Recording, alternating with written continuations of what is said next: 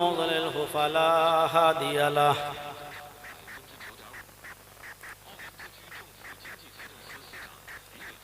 وأشهد أن لا إله إلا الله وحده لا شريك له وأشهد أن محمدا عبده ورسوله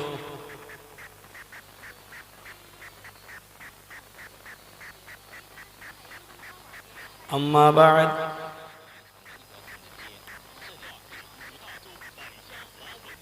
فإن خير الحديث كتاب الله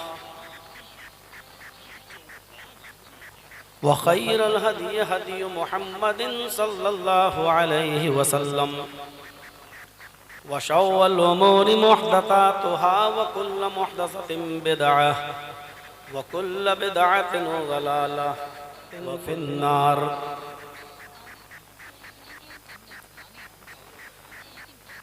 أعوذ بالله من الشيطان الرجيم. بسم الله الرحمن الرحيم.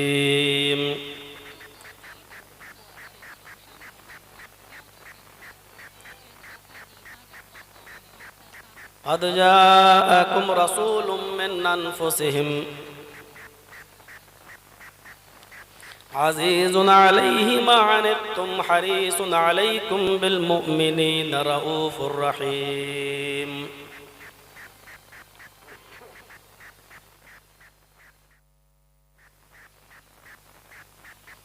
رب اشرح لي صدري ويسر لي أمري واحلل عقدة من لساني يفقهوا قولي.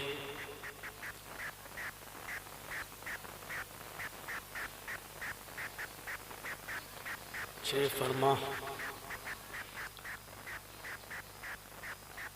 इलाके के मुअक्कर उलमाए किराम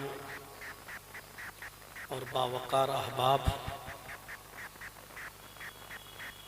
रानीगंज ज़िला कटिहार और उसके अतराफ़ व अकनाफ से तशरीफ़ लाए हुए मुअज़्ज़ज़ सामईन हज़रात, सर्दी की इस रात में दूर दराज से आई हुई पर्दा नशीं इस्लामी ख़वातीन, प्यारी माँ और बहनों, कौमों मिल्लत के लायक वर नौजवानों, मुस्तक़बिल के होनहार अज़ीज़ बच्चों, पेशरू ख़तीब से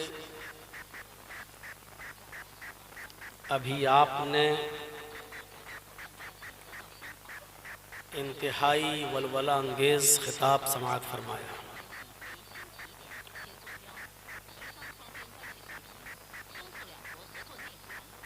इस वक्त का एक माया नाज अदीब है, कई किताबों का मुसन्निफ़ है, शेर व शायरी की दुनिया का बेताज बादशाह है। इसमें कोई शक नहीं कि उनके मज़ामीन हिंदुस्तान के मशहूर रसाइल व जराइद में आते रहते हैं और लोग बड़े शौक़ से पढ़ते हैं। मैंने मोहतरम की नज़्में तो बहुत सुनी हैं, लेकिन यकीनन तकरीर आज पहली बार सुनी है।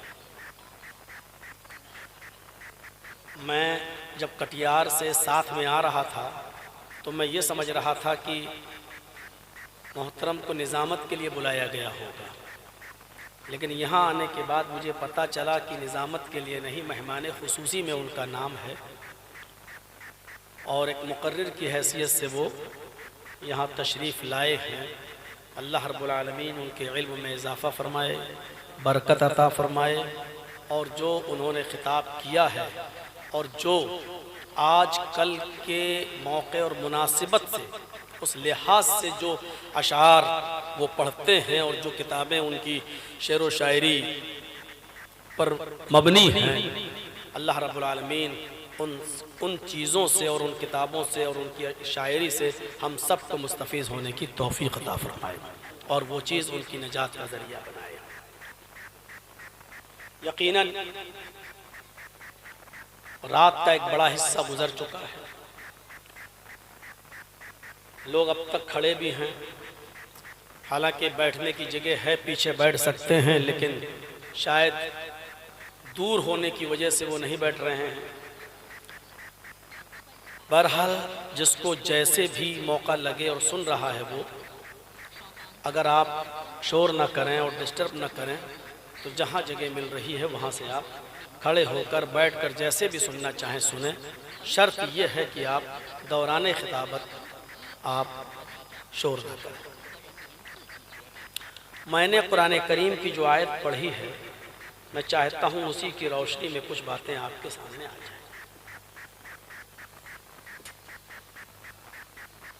अल्लाह तबारक व तआला ने यहाँ नबी अकरम सल्लल्लाहु अलैहि वसल्लम का, अपने नबी का एक वस्फ बताया है, और वो वस्फ बहुत प्यारा वस्फ है, सिफत, विशेषता, एक खुसूसियत बयान की अल्लाह ताला ने। क़द जाअकुम रसूलुम मिन अनफुसिकुम अज़ीज़ुन अलैहि मा अनित्तुम हरीसुन अलैकुम बिल मुमिनीना रऊफ़ुर रहीम। इस आयत के अंदर अल्लाह तबारक व तआला ने अपने नबी के बारे में फरमाया कि तुम्हारे पास एक ऐसा रसूल आया है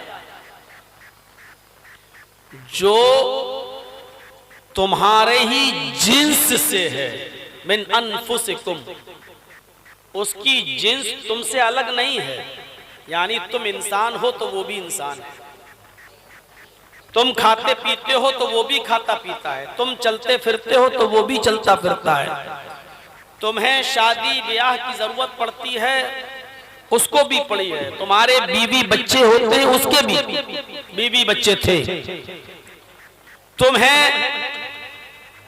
बीमारी पकड़ती है वो भी बीमार होते थे, तुम्हें दवा की जरूरत पड़ती है उनको भी पड़ती थी।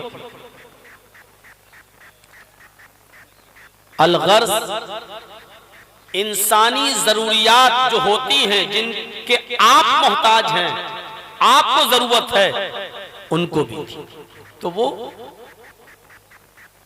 जिनसियत में तुम्हारी तरह है। लक़द जाअकुम रसूलुम मिन अनफुसिकुम अज़ीज़ुन अलैहि मा अनित्तुम,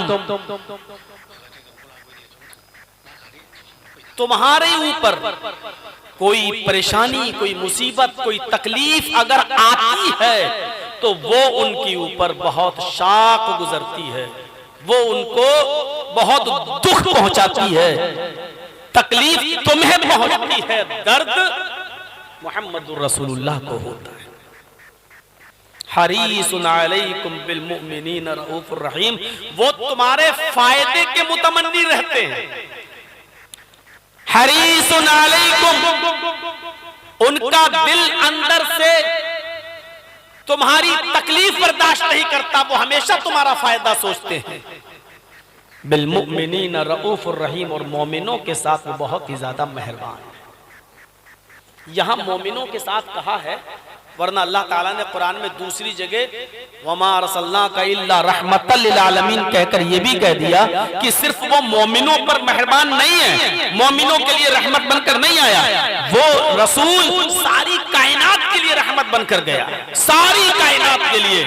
वो इंसानों के लिए भी है, जानवरों के लिए भी है, हैवानों के लिए भी है, जमादात व नबातात के लिए भी है, वो पड़ोसियों के लिए भी है, यतीमों के लिए भी है, गरीबों के लिए भी है, वालिदैन के लिए भी है, बीवी बच्चों के लिए भी है, कैदियों के लिए भी है, गैर मुस्लिमों के लिए भी है, वो सारी कायनात के लिए रहमत बनकर आया है।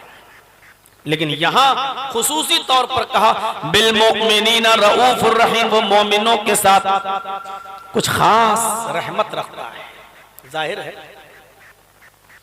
आप मेरे पड़ोस में रहते हैं और आपका बच्चा बीमार हो जाए, आप हॉस्पिटल में गए, उन्होंने कहा कि इसको तो एडमिट करना पड़ेगा, एडमिट कर दिया गया। आपका बच्चा है, पड़ोस में आप रहते हैं, आपने हॉस्पिटल किया, तो जो टाइम, जो वक्त आप अपने बच्चे को देंगे वो हम नहीं दे पाएंगे।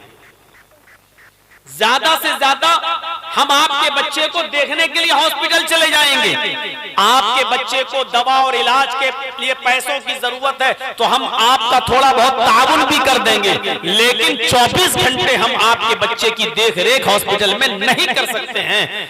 जो वक्त आप अपने बच्चे को दे देंगे वो वक्त हम नहीं दे पाएंगे, जो वक्त मैं अपने बच्चे को दे दूंगा वो आप नहीं दे पाएंगे। तो जाहिर है रहमत तो अल्लाह के रसूल सबके साथ करते हैं। आपकी रहमत आम है, आप काफिरों के लिए भी रहमत बनकर आए, आप मुसलमानों के लिए भी रहमत बनकर आए, आप जानवरों के लिए भी रहमत बनकर आए, सबके लिए रहमत बनकर आए। लेकिन अपनों के साथ आपका जो मामला होगा वो कुछ मखसूस होगा, कुछ ज्यादा होगा। ये तो उसूल है। आप अपनी औलाद के साथ जो रहमो करम का मामला करेंगे वो आप दूसरे के साथ नहीं कर सकते, अगरचे हमदर्दी आपकी उनके साथ भी है। नबी अकरम ने मोमिनों के साथ जो मेहरबानियां, जो लुत्फो करम किया है उसको आप गिन नहीं पाएंगे। यहां से शुरू कीजिए आप। नबी अकरम सल्लल्लाहु अलैहि वसल्लम को मिसवाक से बड़ी मोहब्बत थी।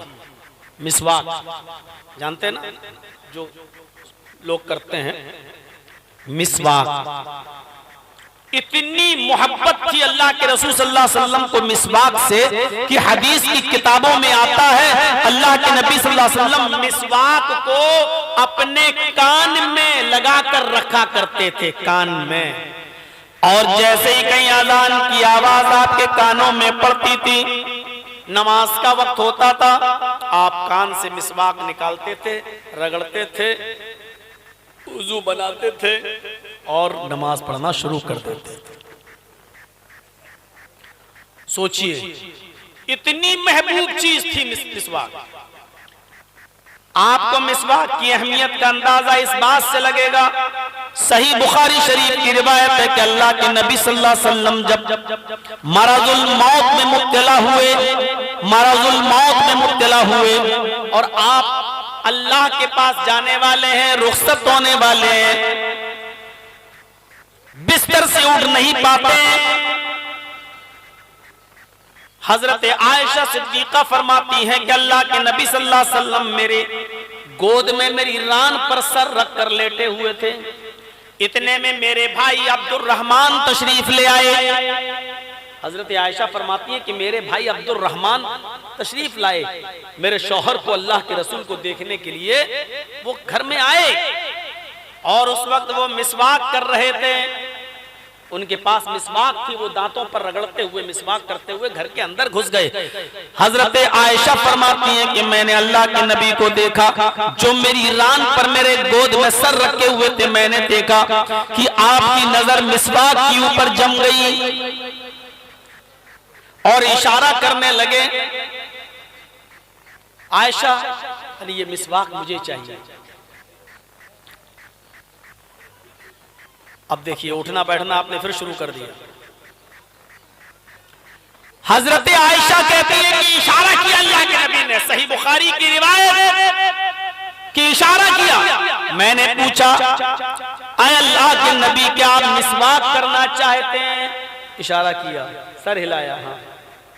हजरत आयशा फरमाती है कि मैंने अपने भाई से वो मिसवाक ले ली और मैंने अल्लाह के नबी को वो मिसवाक दे दी, लीजिए।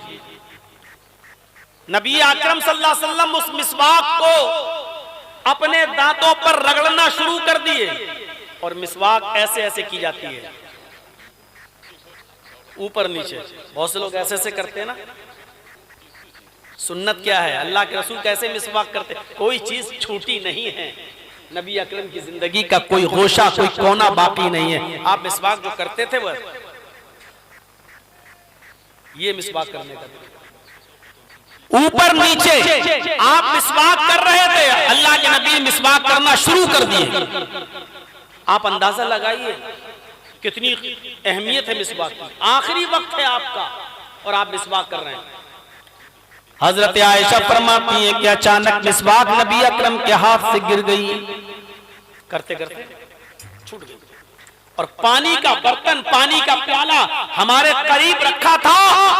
आप पानी के बर्तन में, पानी के प्याले में हाथ डालने लगे, ऐसे पानी के प्याले में हाथ तर करते अपने जिस्म पर मलते, ऐसे मलते जा रहे हैं, छींटा मारते जा रहे हैं, पानी को बर्तन में हाथ डाला और अपने बदन पे मल रहे हैं, अपने बदन पर उस पानी को चिपड़ रहे हैं, मल रहे हैं, और जबान से ये जुमले निकल रहे हैं, इन्ना लिल मौति सकरात, इन्ना लिल मौति सकरात, इन्ना लिल मौति सकरात। मौत के लिए बड़ी बेचैनियां हैं, मौत के लिए बड़ी परेशानियां हैं, मौत के लिए बड़ी दुश्वारियां हैं, मौत आसानी से नहीं आती, मौत के लिए बड़ी दुश्वारियां हैं, तकलीफ हो रही है, रूह कोई आसानी से नहीं निकलती है। हमें और आपको भी इस दुनिया से रुखसत होना है, सोच लीजिए।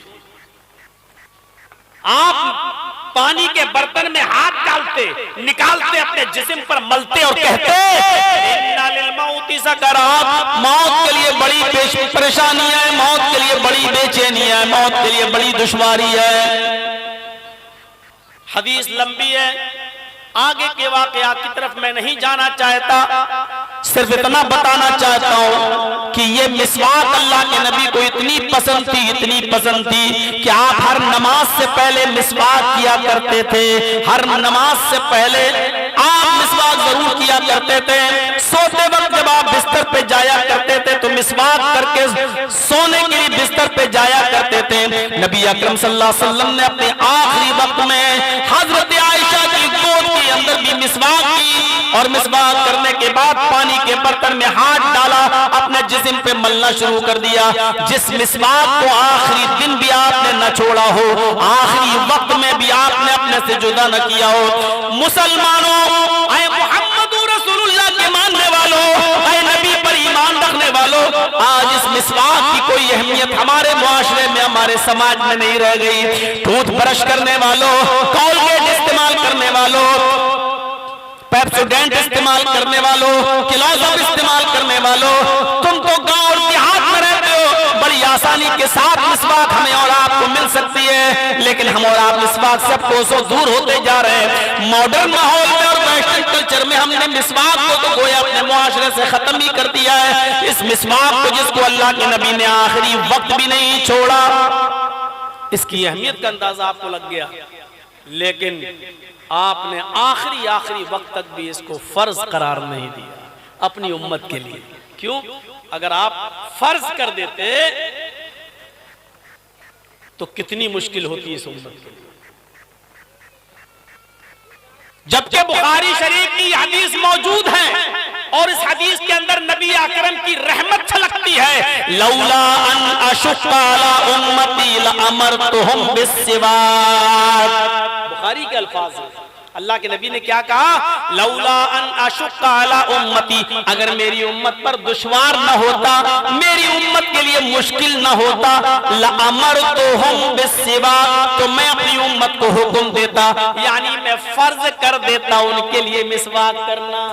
मैं अपनी उम्मत के लिए मिसवाक फर्ज नहीं कर रहा हूं। क्यों? क्योंकि मेरी उम्मत के लिए मुश्किल है। मिसवाक को फर्ज ना करना ये नबी की रहमत पर दाल है, नबी की रहमत की दलील है। जो इतनी इंपॉर्टेंट चीज हो,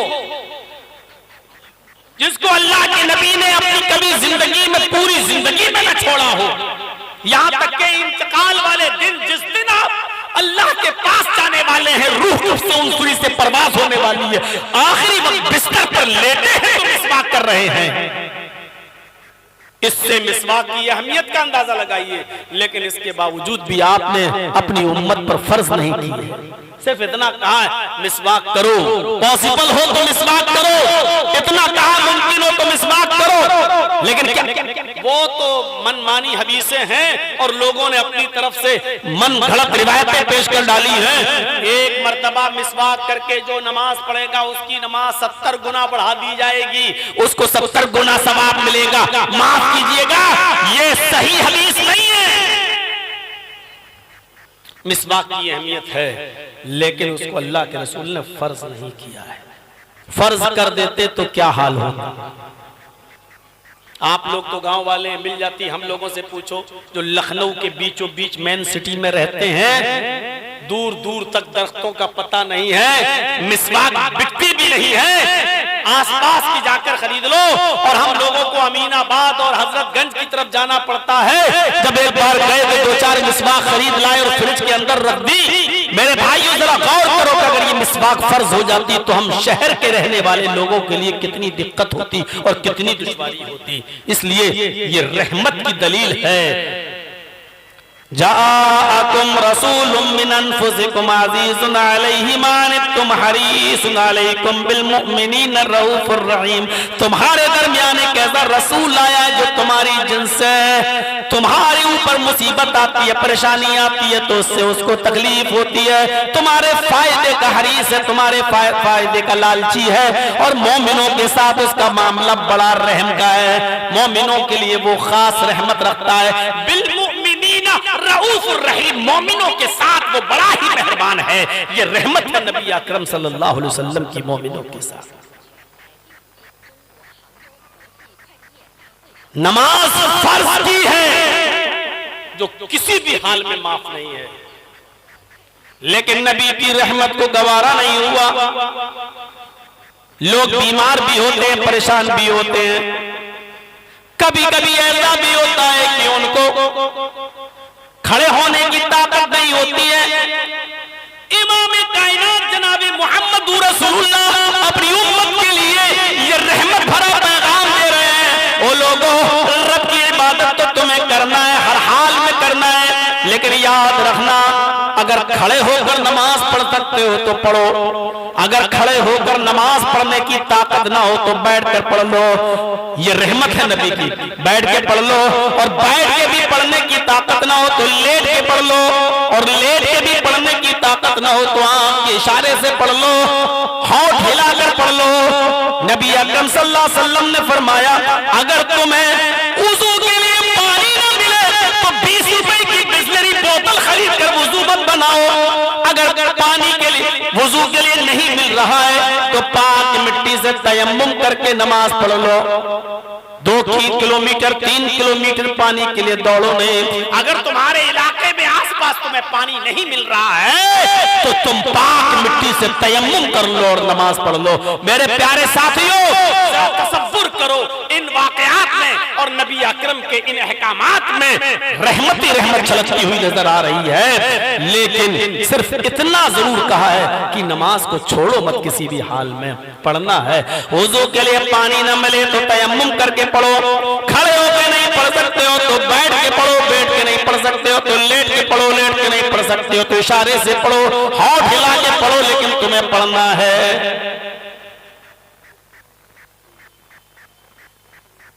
कौन नहीं जानता कि रमजान के रोजे हम पर फर्ज हैं, लेकिन इमाम कायनात मोहम्मद रसूलुल्लाह अपनी उम्मत को रहमत भरा पैगाम सुना रहे हैं। रमजान के रोजे फर्ज हैं, और ऐसे फर्ज हैं कि अगर कसदन, जानबूझकर, आमदन एक रोजा भी अगर आपने छोड़ दिया, जरा समझिएगा पहले मेरी बात को, हम पहले रोजे की सख्ती बता रहे हैं आपको। ये रोजा कितना जबरदस्त फर्ज है हमारे और आपके ऊपर। पूरे महीने के रोजे रखना है। अगर किसी ने कसदन, जानबूझकर, आमदन एक रोजा भी छोड़ दिया, मेरी बात को फिर से सुनिएगा, जानबूझकर, बिला किसी बीमारी के, बिला किसी उज़्र के, अगर आमदन, कसदन, जानबूझकर एक भी रोजा छोड़ दिया और वो चाहता है कि अब ईद के बाद हम इसको पूरा कर लें, कज़ा तो कर सकता है, कज़ा कर रहा है, ठीक है, लेकिन जो रोजा उसने छोड़ा है जानबूझकर, उस छूटे हुए रोजे के सवाब के बराबर पहुंचना चाहे, उस रोजे के मकाम और मर्तबे तक पहुंचना चाहे, तो अल्लाह के नबी फरमाते हैं आमदन, कसदन, जानबूझकर उसने जो रोजा छोड़ा है, अगर उस एक रोजे की तलाफी करना चाहे तो पूरी जिंदगी वो रोजा रख ले, पूरी जिंदगी रोजा रखे, तब भी वो उस छूटे हुए रोजे के सवाब को नहीं पहुंच सकता है। पूरी जिंदगी भर क्या हुआ?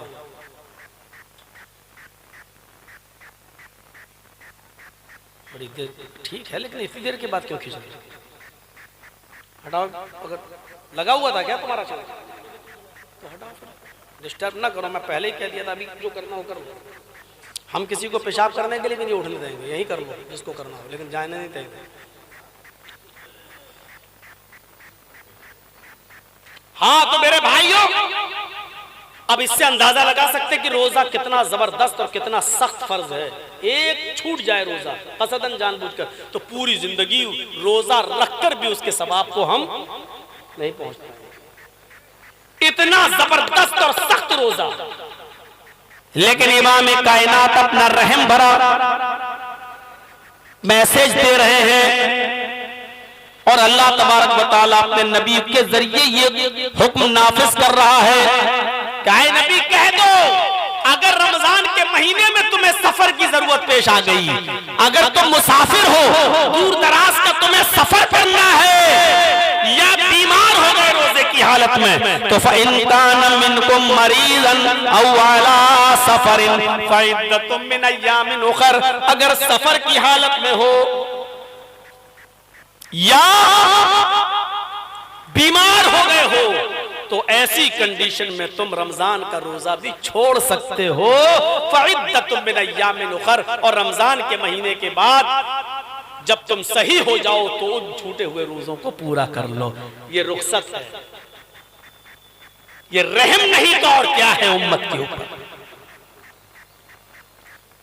कितनी बड़ी हमें और आपको फैसिलिटी मिल रही है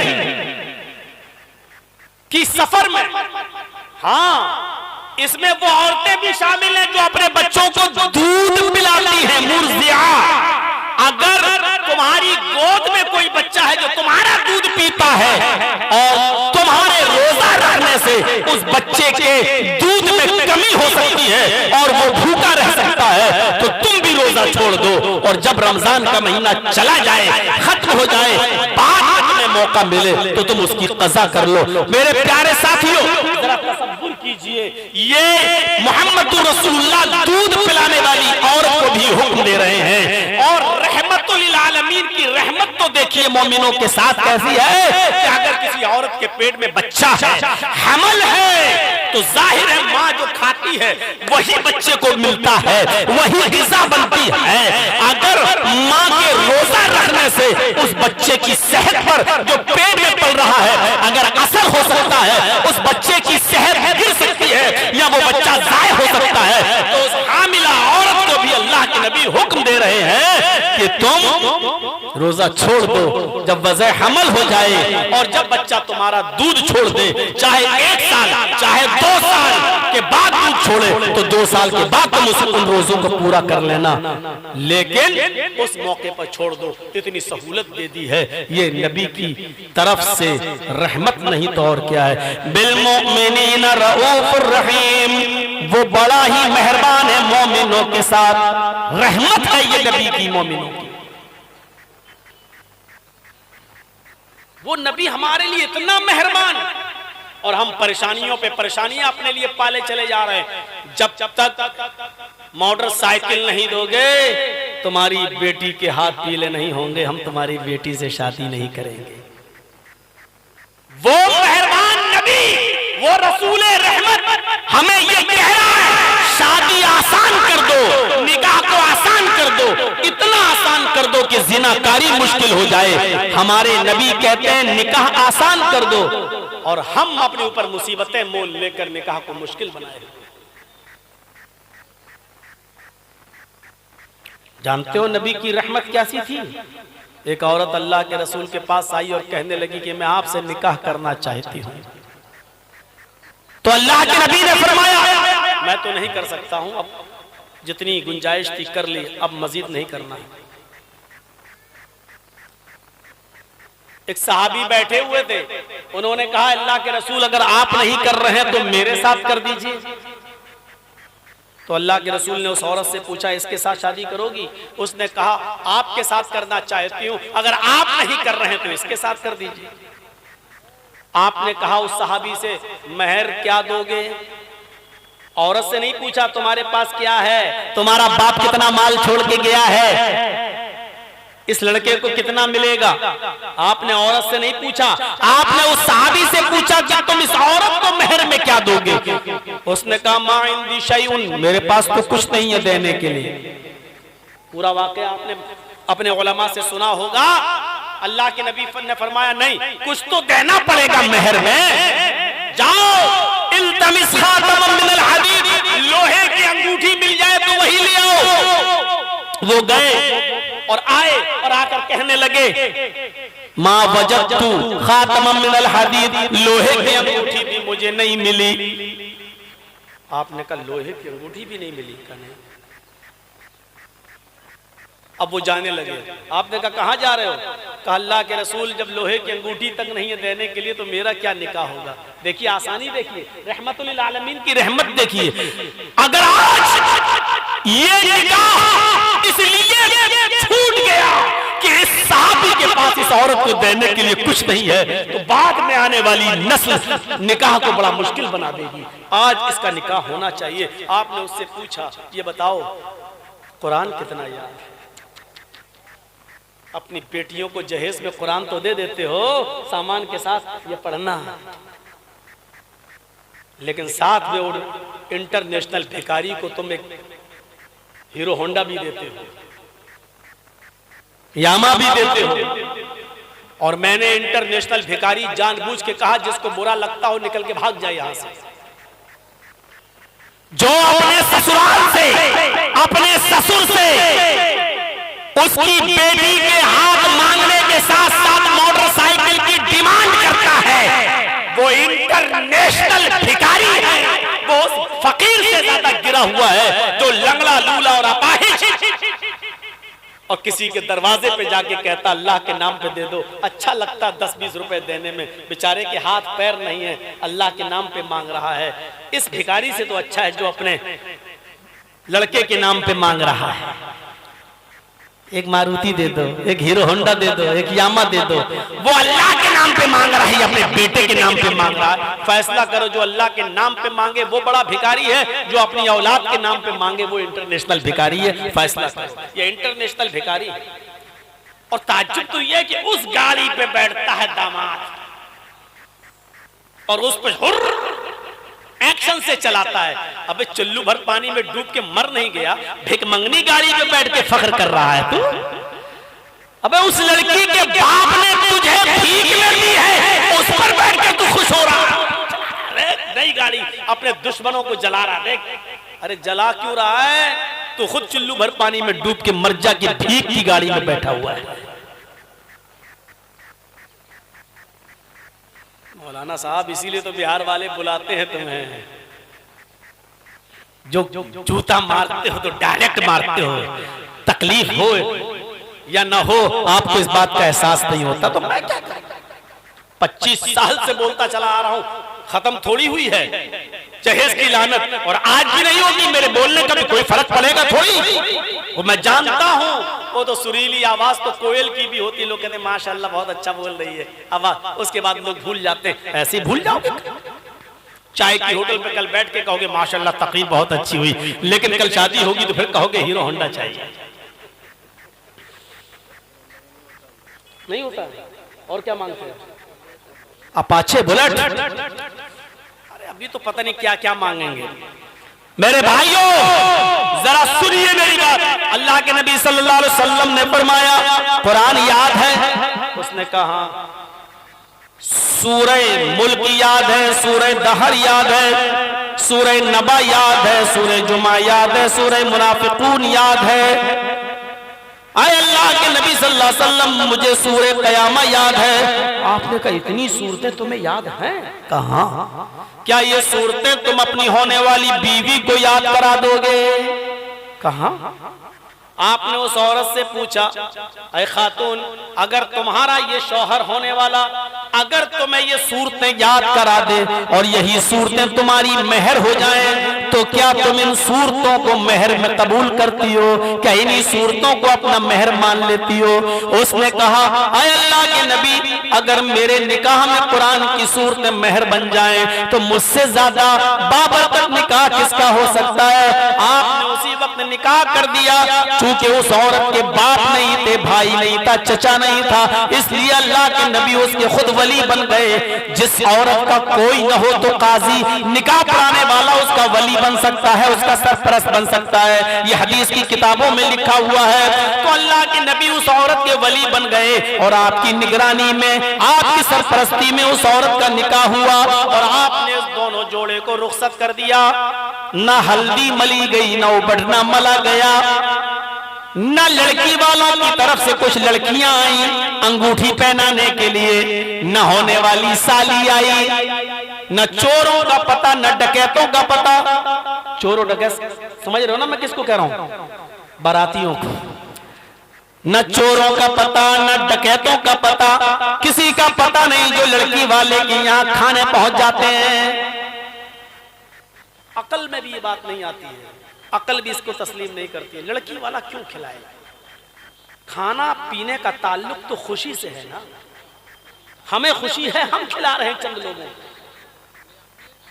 ईमानदारी के साथ बताइए कि जो बाप अपनी बेटी को उस दिन जिसको उसने 18 साल 20 साल पाला है, पोसा है, वो अपनी लाडली को विदा कर रहा है, रुखसत कर रहा है अपने आंखों के आंसुओं के साथ, उसके घर में खुशी का कौन सा मौका है? और उसके घर जाके खाते हो, शर्म नहीं आती तुम्हें?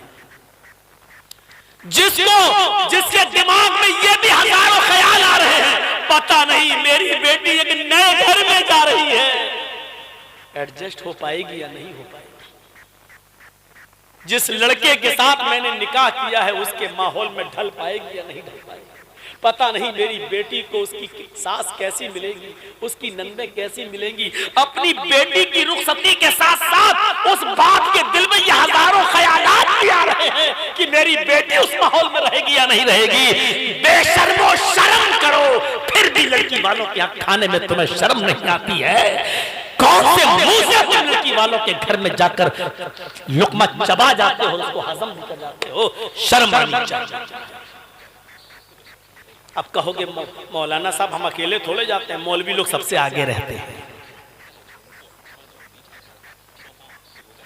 तो मौलवी लोग सबसे आगे रहते हैं तो मौलवी जो करेगा वो सब सही है। मौलवी तंबाकू खाता है तो क्या जायज कह दूं? मौलवी सिगरेट पीता है तो क्या उसको हलाल कह दूं? मेरे प्यारे साथियों, शरीयत वो नहीं है जो मौलवी करता है, शरीयत वो है जो मौलवी बोलता है कुरान और हदीस के नुसूस और दलाइल से। लड़के वाले के यहाँ खाना खाइए जिसको वलीमा कहा जाता है, शौक से खाइए क्योंकि खुशी का माहौल उसके यहाँ है, वो खुश है। और इसीलिए अल्लाह के नबी ने लड़के वाले को दिया, वलीमा करो, चाहे बकरी का थोड़ा ही सा करो। अगर तुम ज्यादा पैसे वाले नहीं हो तो थोड़ा ही खिलाओ, लेकिन खिलाओ ताकि लोगों को पता चल जाए कि तुम जिस औरत के साथ रह रहे हो नाजायज तरीके से नहीं बल्कि ब्याह करके लाए हो, निकाह करके लाए हो। ये शरई ऐलान है। लड़की वाले के यहाँ खाने का तो कोई सिस्टम समझ में नहीं आता, कोई अकली दलील भी नहीं है कि उनके यहाँ खाओ। ना अल्लाह के रसूल ने अपनी 4 बेटियों का निकाह किया, ज़ैनब, रुकैया, उम्मे कुलसूम और फातिमा का। आपने कभी अपने घर में अपनी बेटी के निकाह के वक्त किसी को खिलाया हो? सबूत नहीं मिलता है। अल्लाह के नबी ने 11 निकाह किए। आप जिस लड़की वाले के यहाँ गए और आपने जहाँ निकाह किया, ना बारात लेके गए और न वहाँ नबी की बीवियों के किसी बाप ने कोई खाना खिलाया, और ना ही हमें हदीसों में मिलता है कि किसी सहाबी ने अपनी बेटी का निकाह किया हो तो खाना खिलाया हो, क्योंकि यह अकल के खिलाफ है और शरई दलील भी नहीं है। शरीयत के अंदर भी इसका कोई सबूत नहीं है कि किसी सहाबी ने अपनी बेटी के निकाह में दावत। शरीयत आसानी पैदा कर रही है, नबी मेहरबान है, मुसीबतें हम अपने ऊपर मोल लिए। इस्लाम बहुत आसान है जिस पर अमल किया जा सके, लेकिन हमने पहाड़ बना दिया। मुसीबत बना दिया है हमने। फौरन निकाह हो गया और लेके चला गया। आज करके देख लो ऐसा निकाह, नहीं कर पाओगे। 3 सहाबियों पर मुश्तमिल वफ़द अल्लाह के नबी सल्लल्लाहु अलैहि वसल्लम की बीवियों के पास जाता है कि पूछें अल्लाह के नबी कितनी इबादत करते थे। जरा गौर से सुनिएगा, देखिए कितनी रहमत है इस्लाम के अंदर। अल्लाह के नबी की बीवी निकल के आई, कहा कि हम नबी की इबादत के बारे में पूछते आए हैं कि अल्लाह के रसूल कितनी इबादत करते थे, रोजा कितना रखते थे, नमाज कितनी पढ़ते थे। तो आपकी बीवियों ने बता दिया, इतनी नमाज पढ़ते थे, इतना सोते थे, बीवियों के पास भी जाते थे, रोजा भी रखते थे, इतना रोजा रखते थे। अब ये तीनों लोग जब बाहर आए तो बाहर निकल के क्या कह रहे हैं? बुखारी शरीफ पढ़िए, किताबुन निकाह पढ़िए। ये तीनों जब आए तो क्या कहते हैं? अरे कहाँ अल्लाह के नबी और कहाँ हम? आईना व नहनु, कहाँ अल्लाह के नबी और कहाँ हम? अल्लाह के नबी के तो अगले पिछले सारे गुनाह माफ है। अल्लाह के नबी सल्लल्लाहु अलैहि वसल्लम तो जन्नती हैं, वो इबादत ना भी करें तो अल्लाह के नबी जन्नत में जाएंगे। हमको नबी से ज्यादा इबादत करना चाहिए। गौर कर रहे हैं? उन तीनों ने क्या कहा? सहाबी हैं, हमको नबी से ज्यादा इबादत करना चाहिए। तो उन तीनों में से एक सहाबी ने कहा, ठीक। एक ने कहा, आज के बाद मैं दिन भर नमाज पढ़ूंगा नहीं, दिन भर मैं रोजा रखा करूंगा और कभी नहीं छोड़ूंगा। हम रोजे से रहेंगे, कभी रोजा तर्क नहीं करेंगे, हमेशा रोजा रखेंगे, पाए दर पे, कभी छोड़ेंगे ही नहीं। आज के बाद हम रोजा ही नहीं छोड़ेंगे, हमेशा रोजा रखेंगे। दूसरे सहाबी ने कहा, हम रात में नहीं सोएंगे, पूरी पूरी रात इबादत करेंगे। अब आप देख लीजिए, 2 लोग तैयार हो गए। एक ने कहा हम रात भर इबादत करेंगे, कभी नहीं सोएंगे, हमेशा रात में जागेंगे, जब तक जिंदा रहेंगे तब तक। दूसरे ने कहा हम दिन भर रोजा रखेंगे, कभी छोड़ेंगे ही नहीं, जब तक जिंदा रहेंगे तब तक। तीसरे ने कहा मैं पीछे क्यों रह जाऊं? उसने कहा कि मैं दिन में रोजा भी रखूंगा और रात भर इबादत भी करूंगा, मैं अपने बीवी के करीब ही नहीं जाऊंगा, यानी बीवी के पास ही नहीं जाऊंगा। कौन जाए बीवी के पास? जाऊं फिर बच्चे होंगे, फिर उनके झमेले में पड़ो, फिर कमाओ, फिर खाओ। नहीं नहीं नहीं, हम बीवी के पास ही नहीं जाएंगे। अना अअतज़िलुन निसा, बुखारी के अल्फाज, मैं बीवी से अलग रहूंगा, नहीं मैं करीब ही नहीं जाऊंगा। देखिए 3 लोगों ने 3 काम बांट लिया। एक ने कहा मैं दिन भर नमाज पढ़ूंगा, दूसरे ने कहा मैं रात नहीं, एक ने कहा मैं दिन भर रोजा रखूंगा हमेशा, दूसरे ने कहा मैं रात भर नमाज पढ़ूंगा, तीसरे ने कहा मैं दिन में रोजा भी रखूंगा और रात में नमाज भी पढ़ूंगा, सोऊंगा नहीं और बीवी के करीब नहीं जाऊंगा। हो गया मामला। अच्छा ही काम कर रहे हैं, कोई बुरा काम नहीं।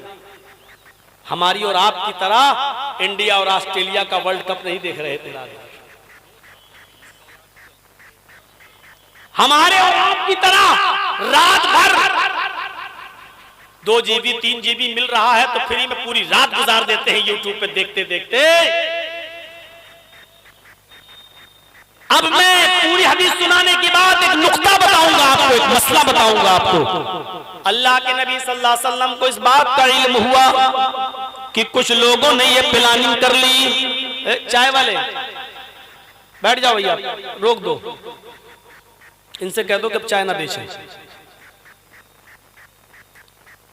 पीछे चले जाओ, पीछे जिसको पीना होगा वहां पी लेगा। अभी यहां से थोड़ा हट जाइए। नहीं, उनको पीछे कर दो, जिसको पीना हो चला जाए। मैं जो उम्मीद है कि इंशाअल्लाह आपको नींद नहीं आएगी, बाद में पी लीजिएगा, लेकिन थोड़ी देर के लिए सुन लीजिए। मेरे भाइयों, मैं जो बात बताने जा रहा हूं बहुत कीमती बात है, नबी की रहमत भी दिखेगी और एक नुक्ता भी मैं आपको बताऊंगा। अल्लाह के नबी सल्लल्लाहु अलैहि वसल्लम को जब पता चला कि 3 लोगों ने ऐसा ऐसा कहा, तो अल्लाह के नबी उनके पास गए और कहा अंतुमुल्लज़ी कुल्तुम कज़ा व कज़ा। यह है बुखारी शरीफ की हदीस के अल्फाज जो मैंने पढ़े हैं। क्या तुम ही वो लोग हो जो ऐसा ऐसा कहे? क्या तुम ही ऐसा ऐसा कह रहे थे? क्या तुमने ये कहा था कि मैं दिन भर रोजा रखूंगा, कभी नहीं छोड़ूंगा? कहा हाँ।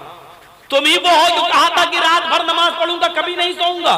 कि हाँ। तुम ही वो हो जो कहा था कि अपनी बीवी से अलग रहूंगा और कभी मैं उसके करीब नहीं जाऊंगा? उसने कहा हाँ। मतलब झूठ नहीं बोलते थे साहब। तीनों ने कबूल किया, हाँ हमने ऐसा कहा। अल्लाह के नबी सल्लल्लाहु अलैहि वसल्लम फरमाते हैं, तुम अल्लाह से ज्यादा डरने वाले हो या मैं? आए है, मैं बहुत स्लो स्पीड में आपको सुना रहा हूं ताकि आपकी अक्ल में बैठ जाए ये बात। मुझे मालूम है कि आप कितनी सरल उर्दू सुनना चाहते हैं, क्योंकि अभी बंबई वाली और राजस्थान और हरियाणा में की हुई तकरीरें अगर वो उर्दू बोलने लगूंगा तो आपके सर से ऊपर गुजर जाएगी। मैंने स्पीड स्लो कर दी, आपके दिमाग में घुसाने की कोशिश कर रहा हूं। अगर ये हदीस घुस गई तो आपको बहुत सी बातें पता चल जाएंगी। सुनो, अल्लाह के नबी ने क्या फरमाया? तुमने ऐसा कहा? उन्होंने कहा आपने फरमाया तुम अल्लाह से ज्यादा डरते हो या मैं? कहा नहीं अल्लाह के रसूल आप ज्यादा डरने वाले। तुम्हें अल्लाह का खौफ ज्यादा है या मुझे? कहा नहीं आप। तुम ज्यादा इबादत गुजार हो या मैं? नहीं अल्लाह के नबी आप। कहा जब मैं तुम में सबसे ज्यादा अल्लाह से डरने वाला हूं तो मेरा हाल यह है कि मैं रात में सोता भी हूं और आखिरी रात में उठकर मैं तहज्जुद भी पढ़ता हूं, यानी मैं आंख का हक भी अदा करता हूं और रात में उठकर अल्लाह की इबादत भी करता हूं। तुम में मैं अल्लाह से सबसे ज्यादा डरने वाला हूं तो मेरा हाल ये है कि मैं महीने में 3 रोजे रखता हूं और हर पीर का, सोमवार का और जुमेरात का, गुरुवार जुमेरात थर्सडे का मैं रोजा रखता हूं। पैर दर पे मैं रोजे नहीं रखता हूं, मुसलसल में रोजे नहीं रखता हूं। तुम अल्लाह से उतना नहीं डरते हो, तुमसे ज्यादा मैं अल्लाह से डरता हूं। लेकिन मेरा हाल ये है कि मैं अपनी बीवी के पास भी जाता हूं, उनके हक भी अदा करता हूं, उनके पर्सनल हुकूक भी अदा करता हूं, मैं अपनी बीवी के करीब भी जाता हूं, यानी मैं अपनी बीवी से मुलाकात भी करता हूं। मैं अपनी बीवी का पर्सनल हक, मैं क्या कहना चाहता हूं आप अच्छी तरीके से समझ रहे हैं, मैं अपनी बीवी का पर्सनल हक भी अदा करता हूं। और फिर आपने फरमाया यही मेरी सुन्नत है, यही मेरी सुन्नत है। फमन रग़िबान सुन्नती फलैसा मिन्नी। अगर मेरे इस तरीके को छोड़ोगे, मेरे इस तरीके से एराज करोगे, मेरे इस तरीके को छोड़ोगे, मेरे इस तरीके से एराज करोगे तो मुझ में से नहीं, मुसलमान नहीं, मुझ में से नहीं, मेरी उम्मत में से नहीं। समझ रहे हैं ना? रात भर अगर नमाज पढ़ोगे तब भी मुझ में से नहीं, हमेशा रोजा रखोगे तो मुझ में से नहीं, अपनी बीवी को छोड़कर इबादत में लगे रहोगे तो मुझ में से नहीं। आपने रात भर नमाज पढ़ने से मना कर दिया, पैर पे मुसलसल रोजा रखने से मना कर दिया, अपनी बीवी को छोड़कर इबादत जो कर रहा है ऐसी इबादत करने से मना कर दिया। ये नबी की रहमत है।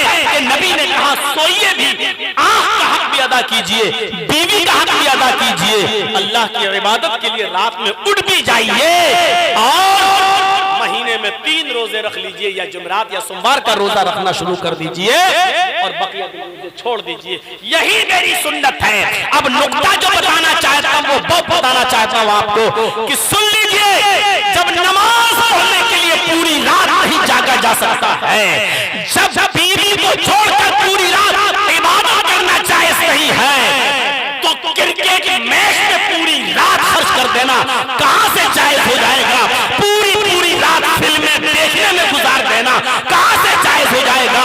जब रात भर नमाज पढ़ना जायज नहीं है, रात भर अपनी बीवी को छोड़कर आंख का हक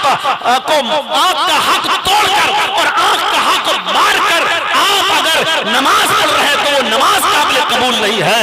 तो सोचिए, अपना आंख का हक मारकर पूरी रात लहू लाइफ में गुजार देना, मैच में गुजार देना, जुए में गुजार देना, नौजवान लड़कों के साथ पूरी की पूरी रात बर्बाद कर लेना, करना सड़कों पर, ये कहां से जायज हो जाएगा? जब पूरी पूरी रात इबादत करने वाले को अल्लाह के नबी कह रहे हैं तुम मुझ में से नहीं, मेरी उम्मत में से नहीं, मुसलमान में से नहीं, तो गौर करो कि हम और आप कहां से उम्मत में से हो जाएंगे जो पूरी पूरी रात लहू लाइब में और खेल कूद में गुजार देते हैं। बात तो बहुत कड़ी कह दी है मौलाना। हम पूरी पूरी रात गुजारते रहे, एक एक और दो दो बजे तक हमारी बेटियां नेट चलाती हैं, लड़कियां। क्या भाई जिम्मेदार नहीं है? क्या बाप जिम्मेदार नहीं है? और मां सब जानती है।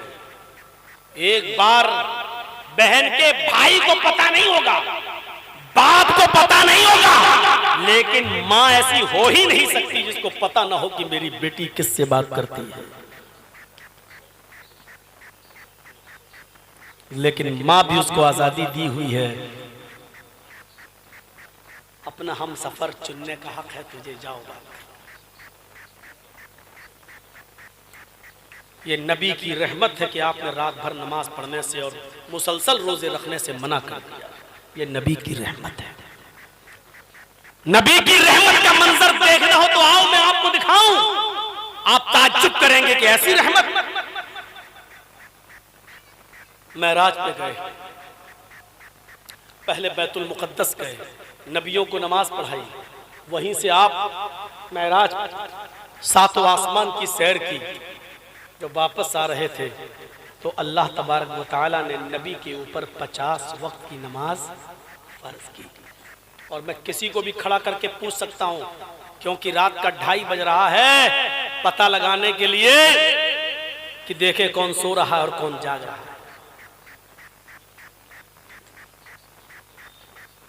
कितने वक्त की नमाज फर्ज हुई? 50। आप लेके चले आ रहे हैं, ठीक है, 50 वक्त। खुश हैं, अल्लाह के नबी खुश हैं। और जब लौटते हुए 7वें आसमान से 6ठे आसमान पर आए, भाई जब लौटेंगे तो 7वें से पहले 6ठा ही तो पड़ेगा, फिर 5वां, फिर 4था, आ रहे हैं वापस। तो जब 6ठे पर आए तो वहां मूसा अलैहिस्सलाम खड़े हैं दरवाजे पर। ऐ मोहम्मद कहो सल्लल्लाहु अलैहि वसल्लम, क्या मिला? मैं आपके दिमाग में घुसा रहा हूं, सुनिए क्या दिया अल्लाह ने। कहा मूसा, अल्लाह ने 50 वक्त की नमाज का तोहफा दिया है। तो हजरत मूसा अलैहिस्सलाम ने जो कहा वो सुनिए। अरे अल्लाह के नबी, अरे मोहम्मद सल्लल्लाहु अलैहि वसल्लम, 50 वक्त की नमाज है, ये तो बहुत ज्यादा है। नहीं नहीं नहीं, जाइए कम कराइए अल्लाह के पास। अल्लाह के नबी ने कहा नहीं नहीं नहीं, मेरे रब ने तोहफा दिया और मैं उसमें कम कराऊं? नहीं, मूसा को मना कर दिया डायरेक्ट, मैं कम नहीं कराऊंगा, मैं नहीं चाहूंगा। अब मूसा ने जो बात कही उसको गौर से सुनो। आए मोहम्मद, आप तो पढ़ लोगे 50 वक्त की नमाजें, इन्ना उम्मतक ला तुतीक, लेकिन आपकी उम्मत 50 वक्त की नमाज नहीं पढ़ पाएगी। जो चीज बताना है वो ये बताना। जब अल्लाह के नबी ने कहा कि मेरी उम्मत नहीं पढ़ पाएगी, इसका मतलब वो नहीं पढ़ेगी तो गुनाहगार होगी, गुनाहगार होगी तो जहन्नम में जाएगी। मूसा ने कहा वही मैं बता रहा हूं। आए मूसा, अगर मेरी उम्मत 50 वक्त की नमाज नहीं पढ़ पाएगी तो फिर क्या फायदा कि मेरी उम्मत के अपराध जहन्नम में जाएं? नहीं नहीं, मैं अपनी उम्मत को जहन्नम में जाता हुआ नहीं देख सकता। अल्लाह के नबी फिर जाते हैं, आय अल्लाह जी क्या बात, कुछ कम कर दे। ओ डू यू वांट डिस्काउंट? तखफीफ चाहते हो? नमाजों में कमी? जी, मेरी उम्मत 50 वक्त की नमाज नहीं पढ़ पाएगी। अल्लाह ताला ने कहा अच्छा ठीक है, जाओ। आए मोहम्मद 10 वक्त की कम कर दी, 40 वक्त। ये अल्लाह को तो मालूम ही है। फिर आए 6ठे आसमान पर, मूसा ने कहा कहो क्या हुआ? है मूसा, अल्लाह ने 10 वक्त की कम कर दी। देखिए नबी खुश हैं, अपनी हैसियत से सोच रहे हैं मैं तो पढ़ लूंगा, खुश हैं। मूसा ने कहा ये भी ज्यादा है, फिर जाओ। कहा मूसा 10 वक्त की कम कर दी, और कितनी कम कराऊं? अरे जाओ, रब बड़ा मेहरबान है, कर देगा। नहीं मूसा, एक बार कम कर तो दी। मूसा ने फिर कहा इन्ना उम्मतक ला तुतीक, आपकी उम्मत 40 वक्त की भी नहीं पढ़ पाएगी। 40 वक्त की भी नहीं पढ़ पाएगी। आए मूसा, तुम्हें तजर्बा है, तुम अल्लाह के नबी बनकर पैगंबर बनकर जा चुके हो, तुम्हें नबूवत का तजर्बा है, ठीक है, अगर मेरी उम्मत नहीं पढ़ सकती तो फिर जाऊं। फिर गए। अल्लाह ने कहा अब क्या हुआ? अल्लाह मेरी उम्मत 40 की भी नहीं पढ़ पाएगी, और कम कर दूं? हाँ 10 और कम हो गए, 30। मूसा ने कहा ये भी ज्यादा है। नहीं ठीक, जब कहते थे इन्ना उम्मत का ला तुती, जब उम्मत का नाम सुनते फिर चले गए। अल्लाह 30 भी ज्यादा, कहा ठीक 20। फिर आए, मूसा ने कहा ये भी ज्यादा है, आपकी उम्मत नहीं पढ़ पाएगी। फिर गए, अल्लाह ने कहा 10। जाओ ठीक, चले आओ। मूसा 10 रह गई, अब तो जाओ। नहीं नहीं ये भी ज्यादा। कहा नहीं अब नहीं जाओ, 10 वक्त की पढ़ लेगी मेरी उम्मत। तब मूसा अलैहिस्सलाम ने अपना तजर्बा बताया। आए मोहम्मद, तुम कह रहे हो मेरी उम्मत 10 वक्त की पढ़ लेगी, मेरी उम्मत पर तो 2 ही वक्त की नमाज फर्ज थी, मेरी उम्मत 2 वक्त की नहीं पढ़ पाई, आपकी उम्मत 10 वक्त की कैसे पढ़ लेगी? मुझे तजर्बा है, आपकी उम्मत 2 वक्त की भी नहीं पढ़ पाई। नहीं, तो फिर गए अल्लाह के पास। अल्लाह ने कहा अब क्या हुआ? कहा अल्लाह मूसा कह रहा कि मेरी उम्मत 2 वक्त की नहीं पढ़ पाई, आपकी उम्मत 10 वक्त की। अल्लाह मेरी उम्मत के लिए और मेहरबानी कर दे, तखफीफ कर दे। अल्लाह ने कहा 5। चले आए। मूसा ने कहा कितनी हुई? कहा 5। कहा एक बार और चले जाइए, ये भी ज्यादा है। अल्लाह के रसूल ने कहा नहीं मूसा, मुझे अपने रब के पास बार बार जाने में शर्म आ रही, कितनी बार कम कराऊं? 5 ठीक है। जैसे ही नबी ने कहा 5 ठीक है, मुझे अपने रब के पास बार बार जाने में शर्म आ रही है, कितनी कम कराऊं? आवाज आती है ऊपर से, आए मोहम्मद तुम मेरी रहमत से ना उम्मीद हो गए, आए मोहम्मद तुम मुझसे शर्मा गए, आए मोहम्मद सल्लल्लाहु अलैहि वसल्लम अगर तुम एक बार और मेरे पास आ जाते तो मैं और कम कर देता, लेकिन अब तुमने मेरी रहमत से ना उम्मीद हो गए, शर्मा गए। जाओ, मैंने 5 वक्त की नमाजें आपको फर्ज कर दी है, अब यहां आने की जरूरत नहीं, 5 वक्त की मोहर लगा दी। मूसा अलैहिस्सलाम ने कहा लो जाओ, अब कह रहा था चले जाओ चले जाओ। अच्छा, कुछ लोग यहां बैठ के बड़े दिमाग में लगा के सोच रहे होंगे कितनी बड़ी गलती कर गए। अच्छा, कुछ लोग हैं कि खुराफाती खोपड़ी वाले सोच रहे होंगे अल्लाह के नबी काश एक बार और चले गए होते तो 3 वक्त की और खत्म हो गई होती, सुबह उठो पढ़ लो, शाम को सो पढ़ लो, बस आराम से 2 वक्त की नमाज। अरे मेरे भाइयों, मूसा का तजर्बा है कि मेरी उम्मत 2 वक्त की नहीं पढ़ पाई। अल्लाह के नबी अगर एक बार और चले गए होते और 3 वक्त की और कम हो गई होती, 2 ही वक्त की रह जाती। जिसको नहीं पढ़ना वो 2 वक्त की भी नहीं पढ़ पाता है, और पढ़ने वाले 5 वक्त की नमाज भी पाबंदी से पढ़ लेते। बताओ पढ़ते हैं कि नहीं पढ़ते? पढ़ने वाले 5 वक्त की नमाज के साथ साथ तहज्जुद भी पाबंदी से पढ़ लेते हैं, और न पढ़ने वाले 2 वक्त की तो छोड़िए, जुमा तक उनको नसीब नहीं होता है, और बहुत सौ को तो ईद और बकरीद तक भी नसीब नहीं होती है। न पढ़ने वाले जुमा तक नहीं पढ़ रहे हैं, और पढ़ने वाले 5 वक्त के साथ साथ तहज्जुद भी पढ़ लेते हैं। ये तो अपने ऊपर डिपेंड करता है कि आप किस चीज को कितनी अहमियत दे रहे हैं। बॉम्बे की सरजमीन पर मैंने एक तकरीर की थी, और उसके बाद फजर की नमाज के बाद मस्जिदें भरने लगी, फजर में मस्जिदें भरने लगी थी, सोते रहते थे वो। लेकिन बॉम्बे में हाल ये था कि पानी आता था सुबह 4 बजे और 6 बजे चला जाता था। तो 4 बजे पानी भरने के लिए सब उठते थे, लाइन लगाते थे, क्योंकि उनको मालूम था कि अगर सोते रहे 6 बजे पानी चला गया तो कुल्ला तक नहीं कर पाएंगे। मैंने मिसाल दी थी कि आदमी जब इसको अपनी जिंदगी से जोड़ लेता है तो पानी भरने के लिए देख लो, हमारी औरतें भी 4 बजे उठ जाती हैं, हमारे बूढ़े भी उठ जाते हैं, हमारे भाई भी उठ जाते हैं। ये उन्होंने अपनी जिंदगी का हिस्सा बना लिया।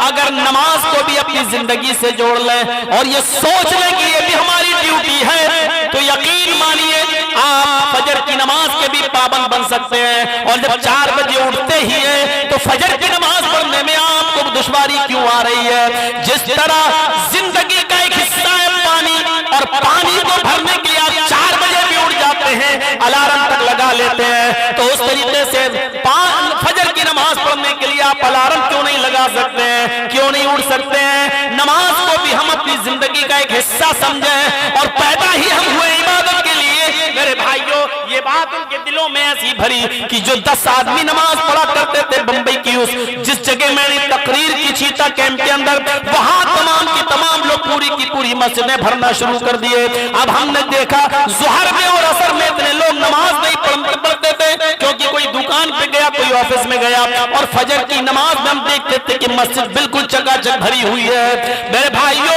अपनी जिंदगी से जोड़िए और ये सोचिए कि जिस तरह अगर पानी 4 बजे आता है तो हमें उठना पड़ता है, ऐसे ही उससे ज्यादा जरूरी हमारे लिए नमाज, हम नमाज के लिए भी उठेंगे।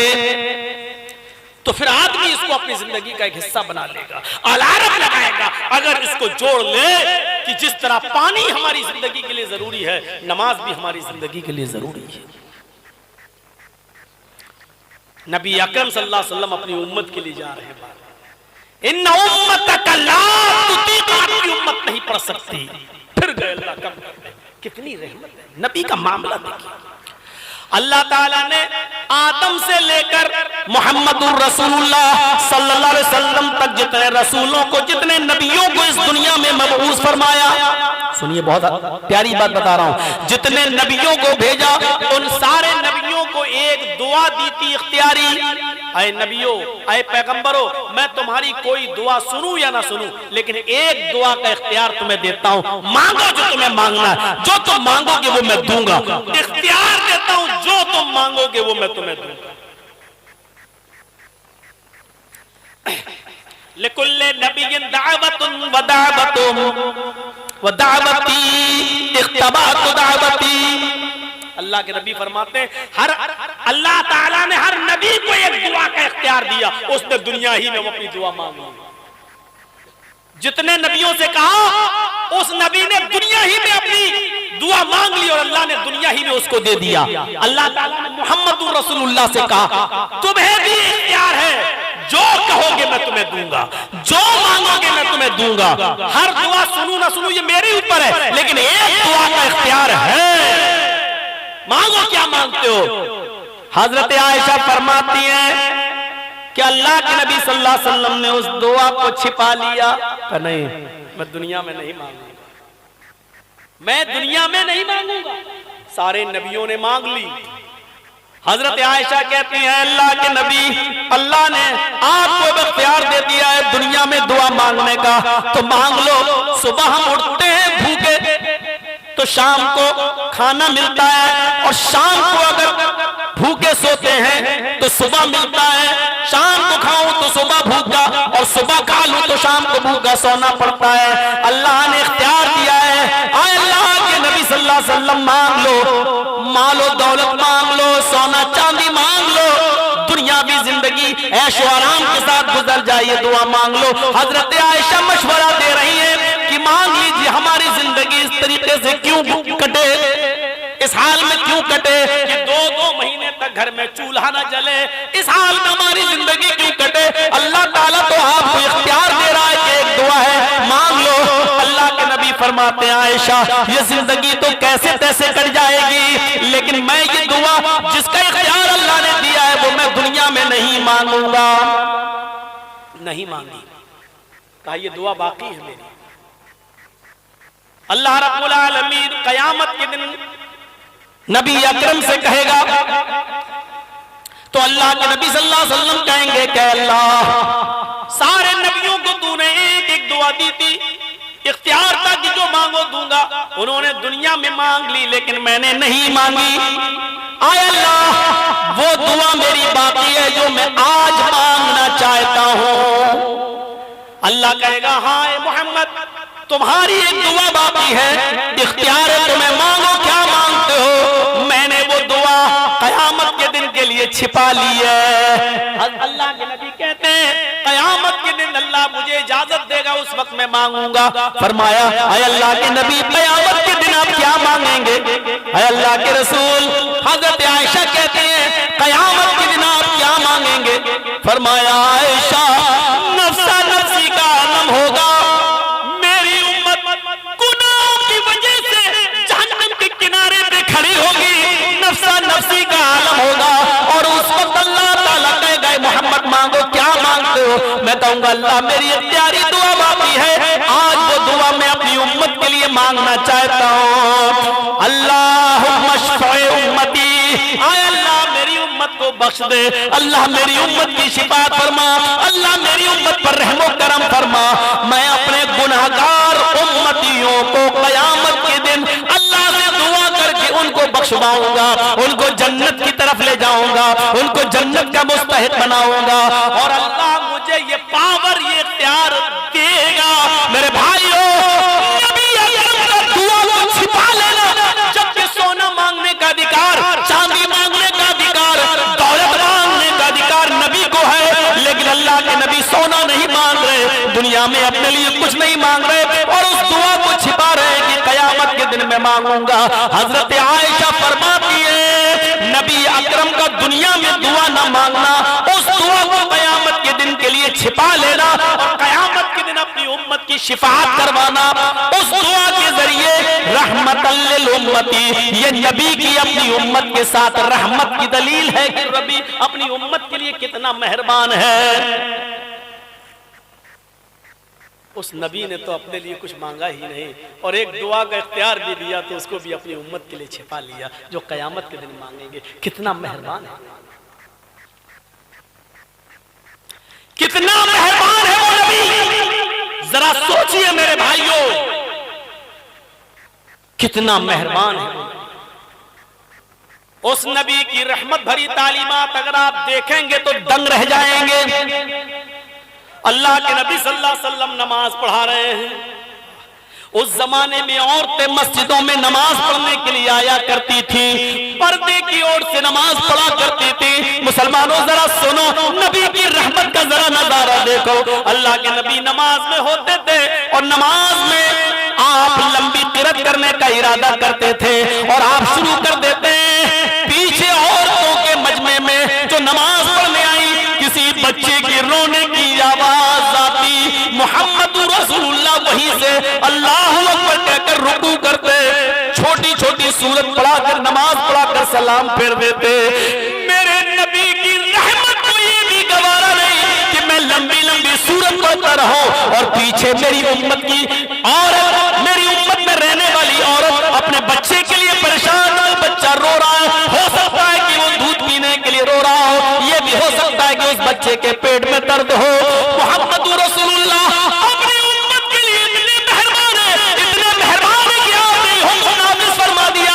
आए मस्जिदों में नमाज पढ़ने वाले पढ़ाने वाले मौलवियों, आए मस्जिदों में नमाज पढ़ाने वाले इमामों, तुम्हें अकेले नमाज पढ़ना है तो जितनी लंबी पढ़ना चाहो पढ़ो, लेकिन जब तुम लोगों की इमामत करो तो तुम मुख्तसर नमाज पढ़ाया करो, तुम छोटी नमाज पढ़ाया करो, इसलिए कि तुम्हारे पीछे बूढ़े भी होते हैं, तुम्हारे पीछे नमाज पढ़ने वाले बीमार भी होते हैं, तुम्हारे पीछे नमाज पढ़ने वाले बच्चे भी होते हैं। मेरे नबी की रहमत को ये गवारा नहीं कि तुम लंबी लंबी नमाज पढ़ो और कोई बूढ़ा नमाज पढ़ते पढ़ते गिर जाए। मेरे नबी की रहमत को ये भी गवारा नहीं कि तुम लंबी किरत करो और कोई बच्चा भूख की वजह से रोता रहे और चीखता रहे। मेरे भाइयों, नबी अकरम ने मौलवियों को, इमामों को हुक्म दे दिया कि जब तुम मस्जिद के अंदर नमाज पढ़ाओ तो मुख्तसर और छोटी नमाज पढ़ाओ। ये नबी की रहमत की दलील है, ये नबी की रहमत की दलील है। इतना मेहरबान है वो नबी। मेरे भाइयों, अल्लाह के नबी सल्लल्लाहु अलैहि वसल्लम फरमाते हैं, जब तुम बिस्तर पर सोने के लिए जाओ, जब तुम बिस्तर पर सोने के लिए जाओ तो अपने बिस्तर को 3 बार झाड़ लिया करो। उस जमाने में आजकल की तरह लाइटें नहीं थी, लोग बिस्तर पे जब सोते थे तो बगैर झाड़े सो जाते थे। कभी कभी छिपकली वगैरह या मौजी जानवर उस पर पड़ा रहता था जो काट लेता था और डस लेता था, जिसके जहर से वो आदमी मर जाया करता था। मेरे नबी की रहमत देखो कि हुक्म दे दिया कि जब तुम बिस्तर पे सोने जाओ तो बिस्तर को झाड़ लिया करो, झाड़ने के बाद उस पर सोया करो। नबी अकरम की रहमत को ये गवारा नहीं कि मेरा उम्मती ईशा की नमाज पढ़ के बिस्तर पर ऐसे आए और लेट जाए और कोई खतरनाक जानवर मेरे उम्मती को काट ले और उसके जहर से वो मर जाए। मेरा नबी ऑर्डर देता है, फरमाते हैं मोहम्मद रसूलुल्लाह, अपने घर में जब सोने जाओ तो अपना चिराग बुझा दो। उस जमाने में कच्चे मकान हुआ करते थे, अगर चिराग जलता हुआ छोड़ दिया, तेज हवा चली और उसकी चिंगारी उड़कर किसी फूस के मकान में कहीं लग गई तो पूरा मकान जल जाया करता था। फरमाया जब तुम बिस्तर पे सोने जाओ तो चिराग बुझा दिया करो। मेरे नबी की रहमत को यह भी गवारा नहीं कि तुम चिराग जलता हुआ छोड़ दो और सोते रहो। और मोहम्मद रसूलुल्लाह सल्लल्लाहु अलैहि वसल्लम हुक्म दे रहे हैं, इतनी गहरी नींद में सोते रहो कि हवा चले और चिराग उड़कर तुम्हारे मकान को जला दे, तुम्हारे कपड़े को जला दे, जिसकी आग में जलकर तुम मर जाओ। फरमाया चिराग बुझा दिया करो। ये चिराग बुझाने की हदीस हमारी लाइट पर भी फिट उतरेगी, क्योंकि कभी कभी रात में वोल्टेज हाई आए और शॉर्ट हुआ तो बल्ब की चिंगारी से भी आपका मकान जल सकता है। इसलिए चिराग बुझाने की हदीस लाइट बुझाने पर भी दलील है, यानी लाइट बुझा कर सोया करो। ये अल्लाह के नबी सल्लल्लाहु अलैहि वसल्लम का हुक्म है। आपने फरमाया लोगों जिनके घरों की छत खुली हुई हो और उस पर चहारदीवारी न हो तो खुली हुई छत के ऊपर न सोया करो, उसके ऊपर मुंडेर बांध लो, चहारदीवारी कायम कर लो। अगर खुली हुई छत है तो छत के ऊपर मत सो जाओ, इसलिए कि नींद में सोता मरना बराबर होता है। अचानक पेशाब करने के लिए उठे और नींद की हालत में हो तो ऐसा न हो कि रात के अंधेरे में तुम उस चहारदीवारी से जमीन के ऊपर गिर जाओ, नीचे गिर जाओ और मर जाओ। तो फरमाया खुली हुई छत के ऊपर मत सोया करो। अगर छत खुली और मुंडेर नहीं बंदी तो आपने फरमाया उस खुली हुई छत के ऊपर मत सोया करो। एक सहाबी मस्जिद में नमाज पढ़ने के लिए जा रहे हैं और उनके हाथों में कई तीर हैं, तीर का एक गुच्छा बंधा हुआ है और तीर की नोक आगे की तरफ होती है ना, वो कमान में लगा के जब छोड़ते हैं तो आगे कोई आदमी घायल हो जाता है, तो वो ऐसे लेके चल रहे थे तीर, ऐसे जैसे हम लोग लाठी वाठी लेके चलते हैं, चलना है। तो वो सहाबी अजान की आवाज सुने मस्जिद में जाने लगे और तीर ऐसे ऐसे लेके जा रहे थे। अल्लाह के नबी वुजू बना रहे, नबी की नजर उस सहाबी के ऊपर पड़ी जो तीरों का गुच्छा लपेटे हुए है और तीर की नोक बाहर की तरफ निकली हुई है। आपने वुजू बनाना छोड़ दिया। मुस्लिम शरीफ की हदीस है, आप उस सहाबी के पास आए, आपने फरमाया अपनी मुट्ठी, अपना हाथ इन तीरों के नोक वाले हिस्से पर रखकर इनको छिपा लो, यानी आगे के हिस्से को मजबूती से पकड़ लो। मुस्लिम के अल्फाज, कैला तख्दिशु मुस्लिमन, कहीं तुम्हारे हाथ के तीरों की नोक से कोई मुसलमान जख्मी ना हो जाए, किसी सहाबी को ये तीर चुभ ना जाए। मेरे भाइयों, ये नबी की रहमत है। मेरे नबी की रहमत को ये भी गवारा नहीं कि कोई सहाबी तीर लेके चल रहे हैं और अंदाजे से बाहर वो तीर किसी सहाबी को लग जाए, किसी मुसलमान को लग जाए और वो जख्मी हो जाए। मेरे नबी की रहमत को ये भी गवारा नहीं है। मेरे भाइयों, आप अंदाजा लगाइए कि कितना मेहरबान है वो नबी, कितना रहमत वाला है वो नबी। इसी को कुरान ने कहा बिलमुमिनीन रऊफुर रहीम, वो मोमिनों के लिए बड़ा मेहरबान है। मैं जानता हूं मेरे भाइयों, और याद रखिए अभी तो जब हम घर में थे तो कह रहे थे कि मौलाना साहब फजर तक तकरीर चलेगी, फजर तक को लोग कहां जाएंगे। मैंने कहा वो जमाना गया, अब लोग फजर तक नहीं बैठते हैं और सर्दियों की रातों में रात के 12 बजे और 1 बजे से ज्यादा प्रोग्राम अब चलना भी नहीं चाहिए, क्योंकि अब लोग नहीं बैठते हैं। अब ये मेरा तजर्बा है कि 12 और 1 बजे से ज्यादा अब कोई जलसे में पब्लिक तबलीग नहीं बैठती। कल भी देखिए मुझे 12 बजे टाइम दे दिया गया और 2 बजे जलसा खत्म हो गया, और अब बीच में मैं जानता हूं कि आप लोग इतनी रात तक बैठे, बहुत बड़ी बात हो गई है। अब पर्चा आ गया मेरे पास कि अब ये भी चले जाएंगे तो फिर जो ईदगाह का मामला है मेरे भाइयों वो फिर बाकी नहीं रहेगा।